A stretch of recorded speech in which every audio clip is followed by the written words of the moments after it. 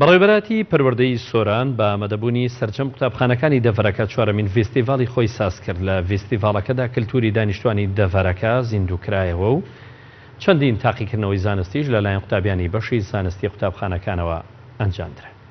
بەمەبەستی ئاشنابوون بە کەلتوری ناوچەکە، بەڕێوەبەراتی پەروەردەی سۆران بە هاوکاری گەشت و گوزاری سۆران و بە ئامادەبوونی سەرجەم قوتابخانەکانی دەڤەرەکە چوارەمین فیستیڤاڵی خۆیان لە باپشتیان لە قەزای سۆران ساز کرد.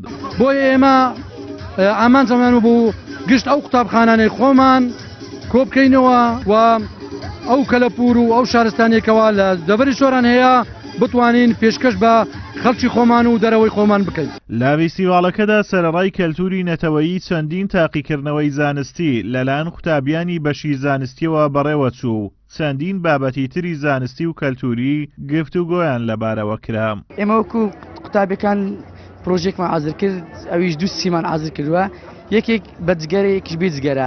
ئەوەی بەجگەرەکە هەموو ڕەش بووە، وەکو ئێمەی کۆمەلگا ئێمە زۆر پێوەستە بە جگەرەکەشانەوە. ئەوت کەش سیەکی مرۆڤی ئاساییە، ئەو کارمە بۆ ئەنجامداوە یعنی کۆمەلگا هوشیار بکرێتەوە.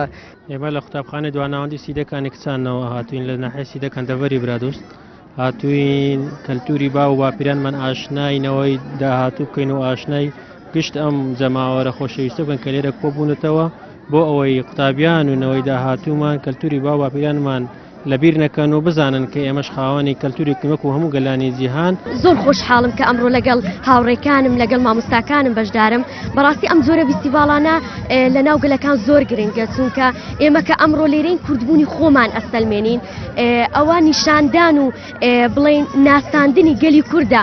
وڵا بۆ زۆر شتە زیاتر مەسەنە و خیوەتەیە ئەوە ڕەمزێکی کوردەواریە، یان زیاتر ئەوانی ڕەوەندەکان بەکاری دێنین لە بۆ کوێستانەکان کاتێکە لە هاوین دادێتن دەچن بۆ کوێستانەکان ئەو خوێتانە زیاتر دەن. خوێتانەش تایبەتمەندی خۆی هەیە، یعنی کە ئێستا چمە ژێری دەرەوە زۆر گەرم بوو، بەڕاستی ژێرە زۆر فێنک و خۆشە، یعنی دیارە لەو مادەی لەو قماشی کە دروست کرایە تایبەتمەندی خۆی هەیە.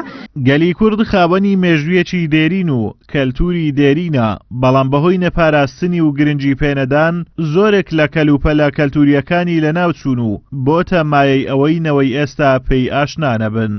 ئازادۆمەراوەی کەناڵی ئاسمانی پەیام، قەزای سۆران.